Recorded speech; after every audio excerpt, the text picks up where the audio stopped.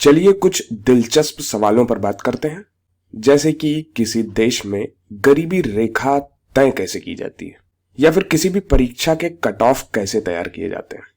हम अक्सर सोचते हैं कि किसी विशेष रेखा के ठीक ऊपर वाले व्यक्ति को गरीब क्यों नहीं माना जाता, और ठीक उस रेखा से नीचे वाले व्यक्ति को गरीब क्यों माना जाता है।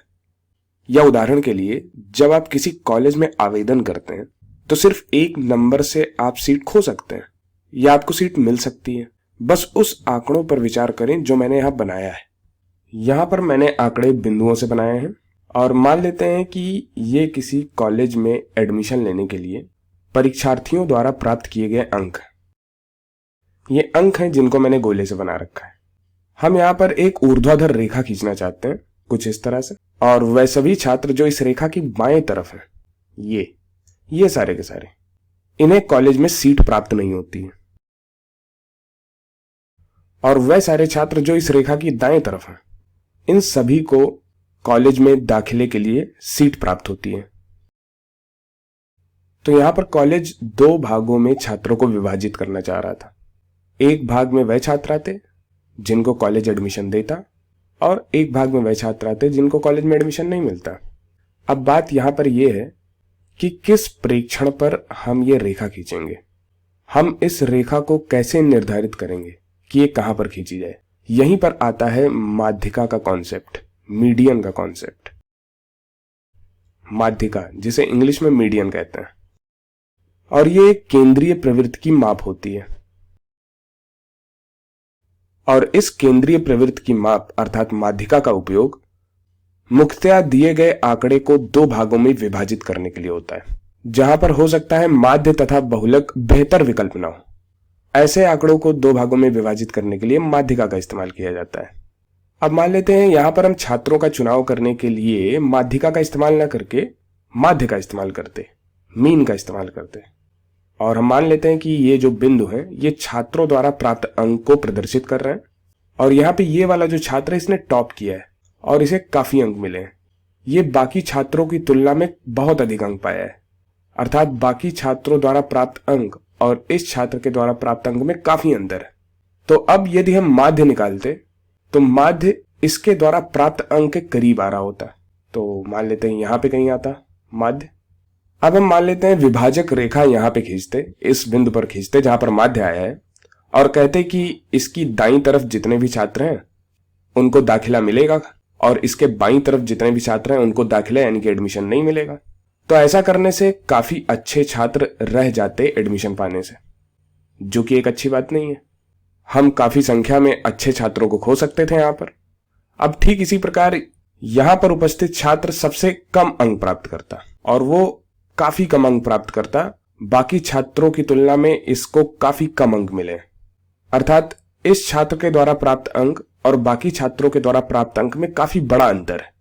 इसने बहुत कम अंक प्राप्त किया है बाकियों की तुलना में, और इस दशा में माध्य सबसे कम अंक की तरफ शिफ्ट हो जाता है, और ये इधर खिसकते खिसकते यहां पे कहीं मान लेते हैं यहां पे आ जाता।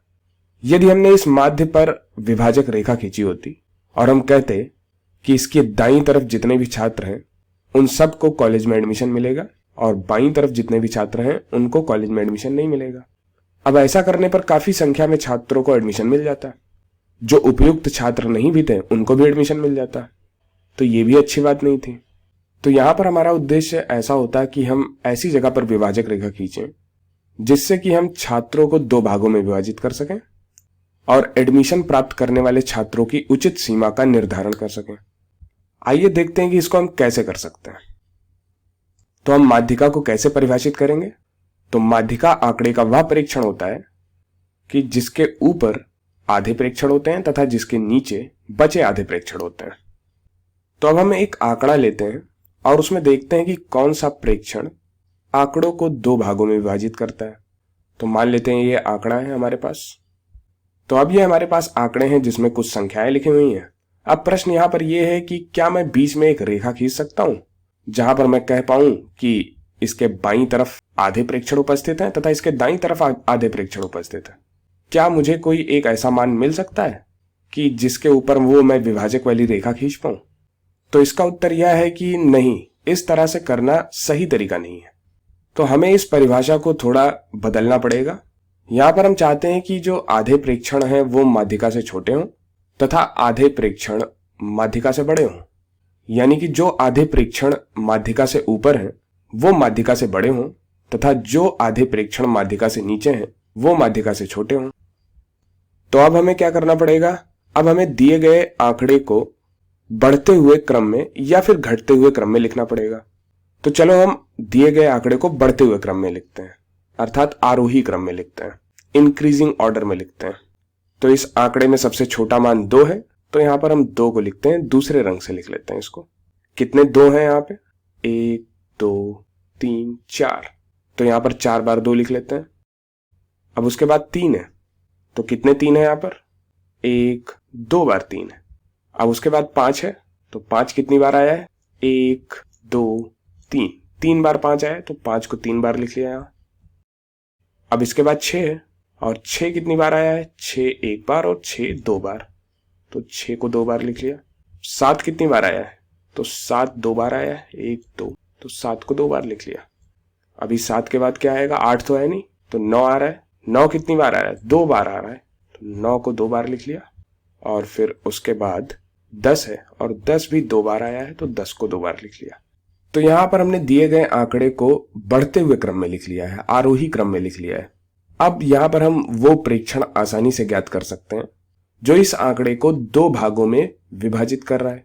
तो यहां पर यदि ध्यान दें तो कुल प्रेक्षणों की संख्या विषम संख्या है। कितने प्रेक्षण है हमारे पास, कुल 17 प्रेक्षण है हमारे पास। तो जो बीच वाला प्रेक्षण होगा वो कौन सा होगा, वो जिसके बाईं तरफ 8 प्रेक्षण हो तथा जिसके दाईं तरफ भी 8 प्रेक्षण हो। 2 2 4 2 6 2 8, तो ये वाला प्रेक्षण हुआ। इसकी बाईं तरफ 8 प्रेक्षण है और इसके दाईं तरफ 8 प्रेक्षण है, और ये बीच में है। तो ये आंकड़े को 2 बराबर भागों में विभाजित कर रहा है। तो ये 5 एक ऐसा प्रेक्षण है जिसकी दाईं तरफ 8 प्रेक्षण है और ये सब इससे बड़े हैं, 5 से बड़े हैं, और बाईं तरफ 8 प्रेक्षण ऐसे हैं जो इससे बराबर हैं या फिर इससे छोटे हैं। तो ये इस आंकड़े का माध्यिका है। तो यहां पर ध्यान दें, यहां पर कुल प्रेक्षणों की संख्या 17 थी, तो माध्यिका हमें शुरुआत से 9वां पद मिला था। यानी कि हम इसे ऐसे देख सकते हैं कि 17 + 1/2वां पद था ये, जो कि होगा 18/2वां अर्थात 9वां पद। तो यहां से हम कह सकते हैं कि यदि कुल प्रेक्षण इनकी संख्या यदि n है और n क्या है, विषम संख्या है, तो जो माध्यिका होगी वो प्रारंभ से n + 1/2वें स्थान पर होगी। अर्थात यदि हमें कोई एक आंकड़ा दिया है और उस आंकड़े को हमने व्यवस्थित क्रम में लिखा, या तो बढ़ते हुए क्रम में लिखा या फिर घटते हुए क्रम में लिखा, और यदि आंकड़ों में प्रेक्षणों की संख्या विषम है, तो माध्यिका प्रारंभ से n + 1/2वें स्थान पर होगी। अब मैं आपको प्रोत्साहित करूंगा कि माध्यिका की स्थिति उस आंकड़े में ज्ञात करें जहां पर प्रेक्षणों की संख्या सम है। तो यहां पर मैं आपको एक हिंट देता हूं कि जब प्रेक्षणों की संख्या विषम है तब तो आपको माध्यिका आंकड़ों में मिल जाती है, अर्थात आंकड़े में उपस्थित एक ऐसा मान आपको मिल जाता है जो कि माध्यिका होता है। लेकिन जब आंकड़े में प्रेक्षणों की संख्या सम है तब आपको जरूरी नहीं है कि जो माध्यिका है वो आंकड़े में उपस्थित ही हो। उस दशा में आपको मध्य में उपस्थित 2 प्रेक्षणों को ज्ञात करना होता है और फिर उनका औसत ज्ञात करके माध्यिका मिल जाती है हमें।